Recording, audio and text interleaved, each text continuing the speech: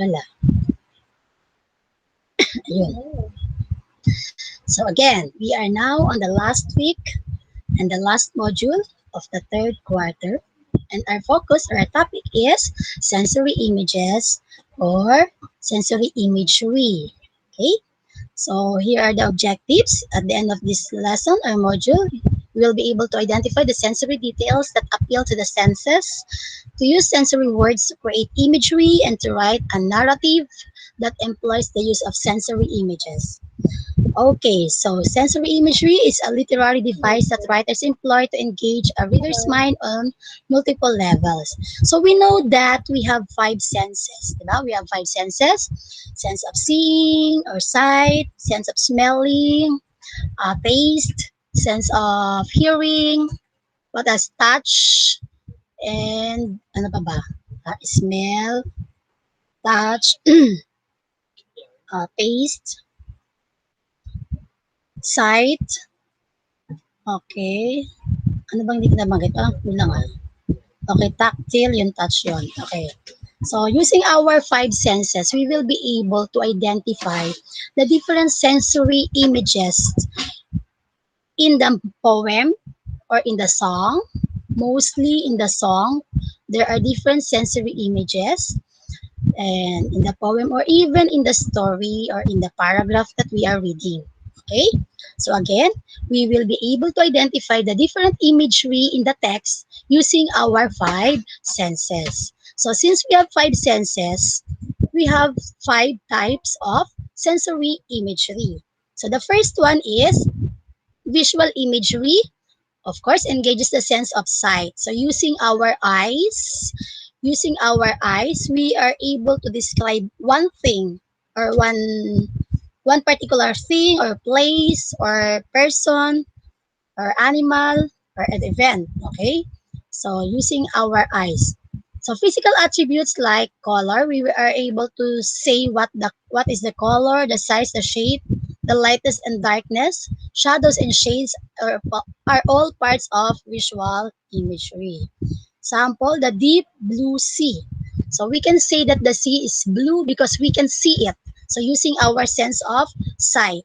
So those words, adjective words that we can use to describe one thing using our eyes are called visual imagery. Okay, so we should know the different adjective words. Remember, adjective words are used to describe or modify a noun or a pronoun. Okay, so we can say that sparkled in the sun because we can see it that it is sparkled. No, blue sea, the sea is color blue because we can see it. So that is visual imagery. Anything that you can describe around you using your eyes. Okay, that is visual imagery. Okay, um, for example, the sentence is the red the beautiful red car. Okay, the beautiful red car is mine. Okay, so the visual imagery there is red, beautiful and red. Yun yung visual imagery dun, okay? So you just have to find the adjective words in the text that you can use because you can see it. You can describe it because you can see it. Okay, that is visual imagery. So again, the different colors, sizes, shapes, lightness or darkness, shadows or shades are all parts of visual imagery. Okay? So the words beautiful, cute, big, what else? Red, pretty, sexy, so wide, thick, yon. Everything that we can use to describe one thing because we can see it are called visual imagery. Okay? So do you have a question there? Sa visual imagery, do you understand visual imagery? Wala? Okay. Let's proceed to auditory imagery. Engages the sense of hearing. So ito naman, the adjective words that we're going to use refers to the sound. Sound, okay? This is the way things sound. Literary devices such as onomatopoeia and alliteration can help create sounds in writing. Okay, our examples here, the owls hooting. Okay, the word hooting, that is auditory imagery. Frogs croaking. Okay, crickets chirping, the sounds of nocturnal creatures. Okay, so those are examples of auditory imagery. What can you hear? So every sound that you can describe, because you can hear it, that is what we call auditory imagery. Okay? Chirping of the bird, barking of the dogs. Yan, the word barking. So that is auditory imagery. Meowing of the cats. Okay, meowing. No. Opo, mamaya, mamaya. Okay, so those are auditory imagery. Okay? So any question there? Pag may question kayo, you can drop your question in the chat box ha. Balikan natin mamaya yung mga may question. Okay? Just inform nyo ako, baka mamaya wala na kayong naririnig sa akin ha. Okay, let's proceed now to gustatory. Gustatory imagery engages a sense of taste. Ito naman. Everything that you can describe using your tongue. Okay? Sense of taste. This is what you can taste. Sweet, yan. Yung mga words na yan. Sweet, salty, bitter, sour, umami, as well as the flavors, textures, and sensations that are associated to the act of eating. Okay, so those are called gustatory imagery. Like, for example, the whole grain waffle had a sweet, buttery, nutty taste. Okay, so those words, sweet, buttery, nutty, those are gustatory imagery. What else aside from those words? You can also use the words crunchy, yan. The crunchy chips, yan. So the word crunchy is gustatory imagery. You can say it is crunchy because you can describe it using your tongue or your mouth, okay? So that is gustatory imagery. What else? Creamy spaghetti. Creamy, okay? Kasi nalasahan mo na it is creamy. So that is gustatory imagery. What else? Creamy, crunchy, what else? Ano pa ba? Can you give me another example of gustatory imagery? Everything that you can use to describe a food or what you eat? Sige nga, kung may example ba kayo aside from the examples in the modules? Aside from buttery, crunchy, creamy, salty, sweet, ano pa? Ayan, tangy, yan. That's correct, Fritz. Oh, thank you for sharing that, Fritz. So, tangy. Ano pa? Aside from that, sticky, pwede rin, di ba? Minsan, when you are eating something sticky, parang yung mga chocolate na masyadong malagkit, sticky, yan. That is also correct. Okay? So, thank you, Fritz, for sharing your answer. Okay, so I hope you understand what gustatory imagery is. Okay, let's proceed to olfactory imagery. So, it engages the sense of smell. Smell naman, everything that you can smell. Every adjective word that refers to the smell is called olfactory imagery. Okay, the scents, yung mga amoy. It can be positive or negative, no? Kasi pag negative, yung mga foul odor, yan, that is olfactory imagery. Pag mga positive naman, sweet, earthy aroma of fresh herbs, and baking bread. Okay, so the words sweet, earthy aroma, yan, of fresh herbs. Yan, that is positive olfactory imagery. So, meron ding negative like stingy, ano pa, fall odor nga, yan. O pwede kayo mag-share ang answer nyo ha, if you have any other example of olfactory imagery aside from the words that we can, examples that we can have in the module. Can you give your own example of another words that refer to our sense of smell? Ambroise, Sal, Steffi, what? Okay, exceptionally pleasing to taste or smell, especially delicious or fragrant. So positive word siya. Okay. Especially delicious or fragrant, forty of God's divine. So, ibig sabihin, parang sobrang sarap. Parang ganun, ano? Parang sobrang sarap. Yun ang ibig sabihin ng ambrosial. Okay, thank you, Steffi, for sharing that vocabulary word. Yan, we learned something new today from Steffi. Okay, so we can use that word to describe something we eat. Okay, so that is olfactory imagery. So let's proceed now to the last one, which is tactile. Tactile imagery engages the sense of touch. This is what you can feel and includes the textures and all sensations that one experiences while touching something. Okay, example here, the words wet, cold, sticky clay. Okay, so those words, wet, cold, sticky, so those are tactile imagery. Okay, something that you can describe because you touch it. Okay, aside from these words in our module, can you give another example of tactile imagery? Okay, yes, rough. That is correct. Naomi, thank you for that. Okay, rough, smooth. Siyempre, positive. Siyempre, ang opposite ng rough is smooth. Silky. What else? Soft. Ano pa? Sharp. Yes, that's correct. Abrasive. Okay, thank you for that, Fritz. What else? Rough, abrasive, sharp. Ano pa ba? Hard. Kasi nanawakan mo matigas, you know. Dull. Chop. Okay, dull. So, chop. How about this one from Steffi? Yan, pwede yan, chop, no? Pag when you touch your, something when you touch your lips, parang choppy yung lips mo, yung nagbabakbak. Okay, something like that. Okay, thank you for sharing your answers. So, again, tactile imagery, the words that we use to describe something we touch using our skin or hands. Okay, so any question regarding these 5 sensory images? So again, we can usually find this sensory imagery in the song. Sa mga songs, ang dami niyan, dami niyo makukuha.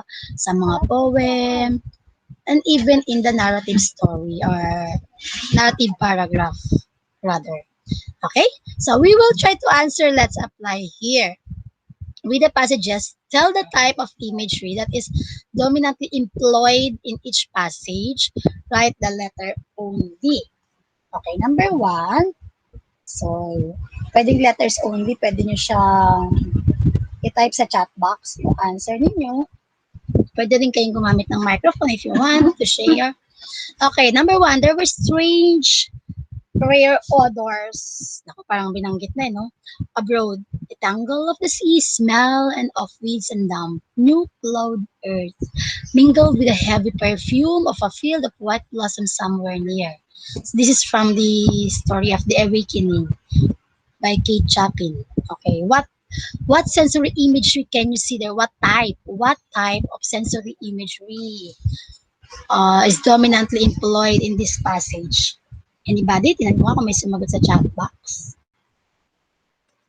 Okay, letter D is correct. Okay, you are correct. Letter D. Letter D, which is olfactory. Kasi puro siya tungkol sa amoy. Sa amoy, no? Doon pa lang binanggit na yung odors. Doon pa lang alam na natin, olfactory. Doon, binanggit pa yung smell. And yung perfume. Okay, so those words, yung perfume, smell, rare odors, yung mga yon, they refer to olfactory imagery, or we can say these words because we can smell something. Because we use our sense of smell. Okay, so letter D is correct. Very good. Thank you for those who are dropping their answers in the chat box. Okay, number 2. Number 2, the hour was approaching at which the continental breakfast begins, or rather ceases, to tell, and the ladies bought some hot chestnut paste out of a little shop. It tastes partly of the paper in which it is wrapped, partly of hair oil, partly of the great unknown. Okay, so what is that? That is from the story of A Room with a View by E.M. Foster. So what do you think? What sensory imagery is shown in this passage? Okay, letter C, gustatory. Gustatory, letter C is correct. Okay. Yan. Something that we can taste. Gustatory. Okay, kasi because of the words hot chestnut paste out of hot. So napasok siguro siya kaya some hot, mainit, hot chestnut paste Tapos, it taste, the word tasted there, the word tasted there, yan, ito yung pinaka-clue natin dito, no? That this is gustatory imagery, something that we taste. Okay, so that is correct. So, number 3, na nga, ayun yung, nasa taas yung ating choices. So, number 3, the color is repelling, almost revolting, smoldering, unclean yellow, strangely faded by the slow turning sunlight. It is dull, yet lurid, orange in some places, sickly sulfur tint in others. From the yellow wallpaper by Charlotte Perkins Gilman. Okay, so what sensory imagery is shown or are shown in this passage? So let us see if your answer is letter A, visual imagery. That is correct.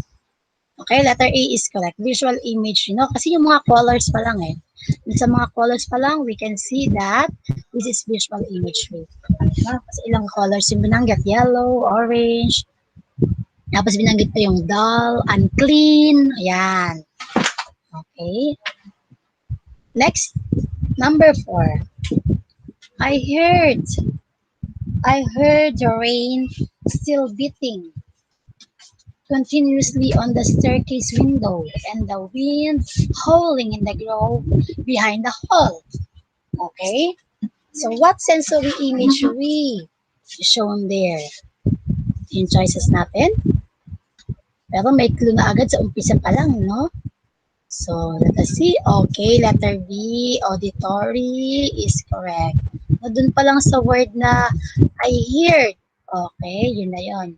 Using the sense of hearing. I heard the rain still beating continuously on the staircase window. Okay, so those words show auditory imagery. And the last one, the softness, okay? The softness of the flower petals contrasted with the firmness of the leaves and the wood of plant stems. By When God Was Stolen by Carrie Osborne. Okay, what is that? Is that visual, auditory, gustatory, olfactory, or tactile? Okay, let us see your answer here. Okay, letter E, tactile imagery is correct, no? Kasi dun pa lang sa word na softness, alam na agad natin that is tactile because using sa sense of touch. Okay, so thank you so much for those who are dropping their answers. Your scores will be recorded later. Okay, this time let's analyze. We will also answer this one. Okay, there are 3 passages here. From the lines, pick out the phrases that appeal to the senses. Write them down under the proper heading. Examples are given below. So we will begin with the sense of sight. Dito mo tayo sa passage 1. Passage 1. A vast rice field in May is a hot place. The soil is hot and dry. The wind comes across the lazily murmuring leaves, laden with a warm, sickening smell drawn from the rapidly growing green blades of leaves. The sun, nearly vertical, drops a flood of dazzling light and fire upon my skin. Okay, let's begin with the sight. Can you see an imagery or visual imagery in this passage? So what are the words that show visual imagery on this passage number 1? You can type your answer in the chat box. If you want, you can use your microphone. Okay, what are the words that show visual imagery? Dito mo tayo sa visual imagery. Mamaya na tayo sa hearing and smell and touch. Kasi meron din dyan yung hearing, smell, and touch. Okay, so let me see if there are some who drop their answers here. Okay, green blades. Very good. This is correction. Green blades of leaves. Aside from that, ano pa? Tama yan ang sagot ni Sean. That is sense of visual imagery. Green blades of leaves. Meron pa. What are other words here that we can use to describe what we see? Sense of seeing muna tayo or sight. Meron pa ba? May I see? Okay, vast rice field is correct. That is correct, Fitz. Vast rice field. So when say vast, napakalawak. No, nakikita niya. Na-describe niya yung rice field as a vast kasi nakikita niya. So that is visual imagery. Another one is Drops, flood, okay. Flood of dazzling light. Yan. Flood of dazzling light. Okay, that is correct. Sun nearly vertical. Okay, you're able to give the direction or the, yes, directions, no? Vertical. Because you can see it. So that is correct. Okay, nasabi nyo na lahat ng sa sense of sight. Hearing naman, sa sense of hearing. Can you see any word or words there in passage 1 that portray the sense of hearing? Very good, Naomi. Shan, yan, tama kayo, parehas. Murmuring, yan, the murmuring leaves. Yun yung pinakasagot ko, no? The wind comes across the lazily murmuring leaves. So yung parang nagmumurmur, parang nagwi-whisper yung sound ng leaves sa tenga mo. Okay, so that is murmuring. Okay, so how about the sense of smell? Meron itong sense of smell or olfactory imagery. What is that word or words that we can say that this one shows the sensory, the olfactory imagery? Okay, very good. A warm, sickening smell. Yan, tama yun. Warm, sickening smell. Okay, Julian and Fitz, your answer is correct. And the last one, touch. Sense of touch. Meron din dito sa passage 1, sense of touch or the tactile imagery. Any word or words that you can see that show the sense of touch here in passage number 1? Is correct. Hot. Okay, hot place. Very good. Hot place. The soil is hot and dry soil. Yan, tama yon. Soil is hot and dry. Hot place. Okay. Drops a flood of dazzling light and fire upon my skin. Okay, that is correct. Fire upon my skin. Fire upon my skin. Kulang pa, okay? Okay, your answers are all correct. Ayun, nalagpasan po pala si... kasi nandun siya sa smell, yung warm. The word warm also. Warm is also included in the sense of touch. Okay? So, very good. Thank you for those who share their answers here. Walang hindi ako malito. Okay, so passage number 2 tayo. Let us find what are the different sensory imagery here. This morning when I opened my eyes, heavy with sleep, the swooshing rain was rushing in torrents. I felt chilly all over. I wrapped myself up in the thickest fluffy coat on hand. As I opened the window, a cold breeze met my face and awakened me completely. It was still a bit dark outside. I thought that sipping a hot aromatic coffee, strong flavored brew, was the best in the cold, rainy morning. Okay, ito kompleto. Nandito talaga yung five types of sensory images. So let's begin with the sight. Let's begin with the sight, sense of sight or visual imagery. What visual imagery can you see in passage number 2? Word or words that we can use to describe something that we see or using our eyes. Okay, very good. A bit dark. Yun, tama yun. No? Bit dark outside. Okay, bit dark outside. Okay, all your answers are correct. Yan, tama. Isa lang kasi talaga ang ano dyan, ang sense of sight. Now, sense of hearing. Hearing. Using our sense of hearing or auditory imagery. Using our sense of hearing or ears. Swooshing rain, that is correct. Narinig mo eh, swooshing rain. And the rushing and torrents. Yan, very good answers, no? Okay, very good. Swishing rain and rushing and torrents. Yun lang, dalawa lang talaga. Okay, that's correct. And how about the taste? Ayan, meron ding 2 answers dyan sa taste. Sense of taste. Or gustatory imagery. Okay? Anong sagot nyo? Okay, very good. Strong flavored brew. Mayroon pa isa. Bukod sa strong flavored brew, may isa pa dyan na binanggit. Kasi pwede din kasi siya sa smell. Oo nga, kaya siguro hindi nyo siya sinayon. Okay. How about sense of smell? smell or the olfactory. Okay, that's correction. A hot aromatic coffee. Okay, so hot aromatic coffee for sense of smell. Okay, last one. Last passage na tayo. Passage number 3, I stared at the black sky and appreciated the millions of tiny freckles of twinkling lights. It lifted my spirit high. I couldn't close my eyes, a tick of a clock. I felt the sultry breath of the calm wind in my ears as it whispered gently a good night greet. Excuse me. Okay, let's begin with a sense of visual imagery or sense of sight. Okay, visual imagery or sense of sight. What are the words that we can say that we can describe this using our eyes? Okay, the black sky. That's correct. The black sky. Ano pa? Aside from the black sky. I stared at the black sky, appreciated the millions of tiny freckles of twinkling lights. Okay, that's correct.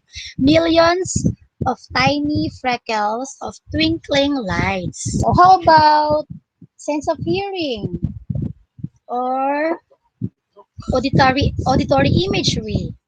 What are the words here that show the sense of hearing or auditory imagery?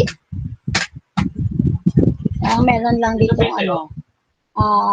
two or three answers. Let us see. Okay.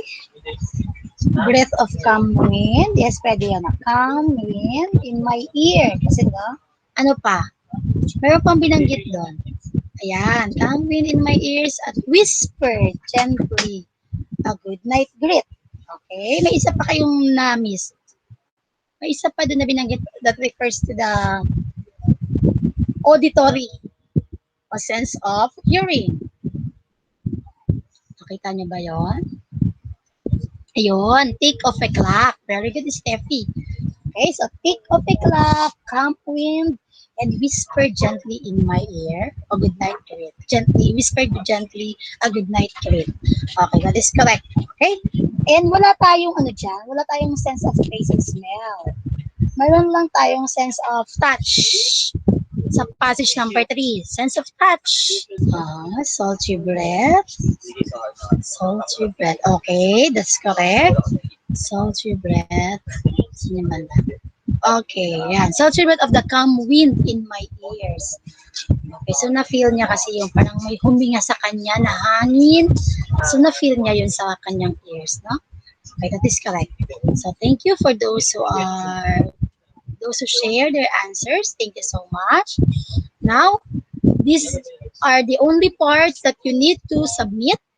Let's try and let's create part only. So what are you going to do here in Let's Try? As you can see, there are 5 icons.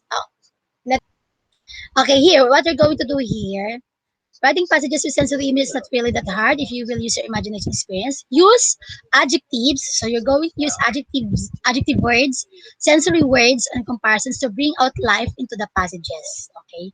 Because as you can see, there are simple sentences here in Let's Try. So parang pagagandahin mo siya, yung sentence, enhance, i-rephrase nyo yung sentence, the given sentences here, by adding the given type of sensory imagery. Like number 1, ang nasa loob ng open and close parenthesis is visual or sight.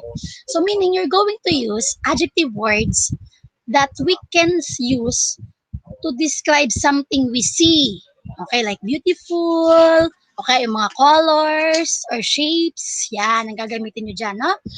So you're going to enhance the given sentences here by adding adjective words. Katulad ng I love the sunset.